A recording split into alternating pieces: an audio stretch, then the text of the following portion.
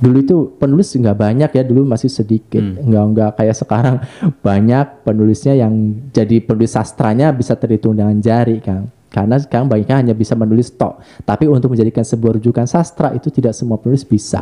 Itu kalau yang saya tahu, yang menjadi rujukan sastra itu Terelia udah masuk ke rujukan sastra. Karena apa? Karena beliau mengangkat tentang ciri khas budaya, mengangkat budaya. Terus Laskar Pelangi itu Kang Nata ya, siapa lupa saya juga. Waduh, ini kok pada lupa. Andrea Hirata, iya, Bang Andrea Hirata juga tuh masuk gitu ya. Terus ada Kang Hilman, itu Kang Hilman itu yang penulis Lupus kalau nggak salah itu ya, yang masuk juga. Terus Bang Gong, itu banyak lah para penulis-penulis kita yang masuk pada dunia sastra itu emang diakui. Tapi kalau saya saat ini sih lebih suka kayak tulisannya Pak Sabar di Djoko Damono, kemudian Tasaro GK. Itu fenomenal yang itu ya. Jadi beliau adalah orang-orang yang lebih konsisten pada dunia sastra ya kan dibanding dunia tulis menulis seperti Sapardi, itu. Ya. Atau kalau di ini Kang Ajip Rosidi almarhum. Ya, Kang Ajip Rosidi ini sangat luar biasa, Kang. Dia itu sudah ratusan judul yang dihasilkan dari mulai Kang Ajip Rosidi ini dia tidak kuliah dan dia kalau nggak salah hanya SR sekolah rakyat, gitu. Tapi dia itu jadi dosen istimewa di Jepang. Itu diundang karena apa? Karena dia pandai bersastra. Dia itu orang Sunda, Bandung. Jadi dia sangat luar biasa. Bukan saya nggak hafal orang mana, tapi dia itu selalu menulis buku-buku Sunda. Intinya adalah di Mangle dia banyak menghiasi majalah Mangle dan sebagainya. Saya pernah waktu saya nulis di Horizon itu tahun 1998. Nah, saya nulis Horizon khusus sastra. Saya 98 99 saya di Horizon, Kang. Aduh, 97 98 apa 98 99 saya masih lupa lagi tuh di Horizon karena honor saya itu untuk satu puisi saya itu harganya 700. Itu sebelum krisis moneter 500 sampai 700 itu untuk satu puisi. Nah, ketika saya di Horizon sana Horizon itu adalah digagas untuk para penulis puisi pemula. Artinya di Horizon itu semua anak-anak SMP, SMA banyak, kebanyakan anak SMA sama kuliahan. Nah, saya masih SMA kelas 1, kelas 2 kalau nggak salah. Saya udah menjajaki di sana. Yaitu di Horizon. Dulu saya majalahnya banyak terus kena rayap, Kang. Jadi pada hilang tuh majalah-majalah yang karya saya di sana di Horizon. Ya, jadi dari mulai situlah saya bukan orang penikmat puisi dan juga bukan seorang puisi. Saya tuh tidak suka gitu. Saya itu menuliskan puisi itu seperti syair dari perasaan saja yang muncul saya tuliskan. Saya tidak pakai kaidah, tidak pakai aturan, saya nggak ngerti tentang tata cara penulisan modern atau angkatan berapa, karena saya zaman dulu nggak ada komunitas-komunitas kepenulisan, Kang. Karena tahun 99 itu baru ada itu FLP itu ya, Forum Lingkar Pena itu baru ada di Cikutra itu, dan jauh dari tempat saya itu jauh. Itu adanya itu di daerah Bandung Utara ya, Bandung Utara, hampir ke timur lah ke sana. Nah, jadi di sini adalah sebuah sangat luar biasa ketika nama samaran atau nama pena dulu itu tidak dikenal. Nama pena itu kita tidak mengenal tuh nama pena. Kita pakainya misalkan saya Durnajaya Supriyato, udah nama itu yang dipakai di buku mana pun namanya nama itu. Nah, setelah dari tahun 2000-an lah, 2000 berapa baru tuh ada tuh nama-nama ini namanya Pipit Senja itu bukan Pipit Senja, namanya Asmanda itu bukan dia, wah bla bla dan sebagainya. Baru di situ muncul yang dulu ada buku antologi, Kang. Cerpen kalau di Nurmedia itu bukunya 14x20. Kalau yang dulu itu buku antologi cerpen itu bukunya lebih kecil dari itu, namanya buku saku, seperti buku novel-novel dari luar negeri. Ukuran berapa itu? 12. Nah itu ya, jadi lebih kecil dari buku itu. Buku saku gitu ya? Iya, buku, tapi nggak masuk saku. Tanggung. Iya, jadi namanya buku saku itu bukan. Nah itu saya koleksinya banyak. Dulu siapa yang menerbitkan? Itu penerbit mayor, Kang. Kalau dulu yang nerbitin, bukan indie. Dulu itu belum kayak sekarang. Itu dulu adalah penerbit mayor yang menerbitkan di situ. Jadi satu buku itu ada 15 penulis. Saya banyak koleksi itu.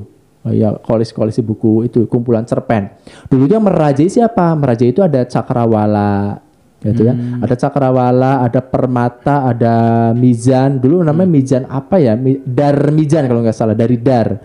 Ada Darmizan, ada Cakrawala, ada Permata, Bening. Wah banyak tuh. Pokoknya penerbit mayor Kang. Dan itu buku-buku cerpen yang antologi itu seleksinya ketat. Tidak bayar. Oh gitu. Iya, karena itu mayor dia masuk ke toko-toko buku besar tuh masuk. Ambil contoh Gramedia, Gunung Agung, Wali Songo, semua toko buku masuk itu. Dan harganya pun emang sudah mahal dari zaman dulu buku-buku. Tapi elegan, buku itu bisa masuk ke ke toko-toko besar gitu. Berbeda dengan sekarang. Kalau sekarang kan istilahnya yang penting lu bayar, gua terbitin. Kan kayak gitu ininya, apa bahasa kasarnya. Betul. Gitu antologi sekarang. Karena dijadikan sebagai ajang pembelajaran. Ya, daripada lu nulis hingga diterbitkan, ya udah gua terbitkan, wadahnya ada apa? Nubar Community, nulis bareng komunitas yang ada di rumah media tersebut. Nah, ini harusnya ada penggagas penerbit baru, gimana caranya menghidupkan kembali citra dari penerbitan indie. Nah, menjadikan penerbitan semi mayor misalkan. Mayor, semi mayor, indie, semi mayor, mayor, misalkan seperti itu. Ini mudah-mudahan direktur utama dari rumah media ini menjadi suatu penggagas bahwa kita harus ke semi mayor. Dan cara apa? Mungkin seleksi menggunakannya, silakan masuk ini kita semi mayor. Semi mayor itu adalah setengah dari mayor. Artinya kalau mayor itu masuk 3.000, kita bisa 1.000. Masuk kemana? Ke toko-toko besar tapi tidak spreading. Mayor kan spreading Kang, sampai ASEAN ya. Buku saya itu sampai ASEAN. Buku saya di Singapura, Malaysia itu ada. Pokoknya di toko buku Gramedia di sana ada. Tapi semi mayor ini kita bisa memilih mana saja toko buku besar yang ada di Jakarta, pilih berapa, misalkan Best 10 deh, misalkan yang daerah Jawa Tengah ada berapa, Sumatera berapa kali. Yang penting ada gitu setiap ini ya, setiap provinsinya ada misalkan. Udah kita 1.000 cetak. Nah, dengan catatan adalah ini penulis-penulis yang bagus. Nah, selektif tadi ya. Selektif. Akhirnya nama samaran ini yang akan menjadikan sesuatu diburu. Ya, nama pena akan diburu oleh siapa? Oleh penerbit besar, Kang. Karena apa? Dia itu berangkatnya dari indie, berhubung kita fasilitas. Ingat, fasilitas penerbit itu menjadikan suatu semi mayor, buku itu terspreading di mana-mana. Siapa sih penulisnya? Nah, inilah yang menjadikan sesuatu hal bahwa bargaining dia naik. Bener nggak? Betul. Iya. Namanya bolehlah nama asli tidak terungkap, tapi nama penanya ini akan menjadi sesuatu berkibar.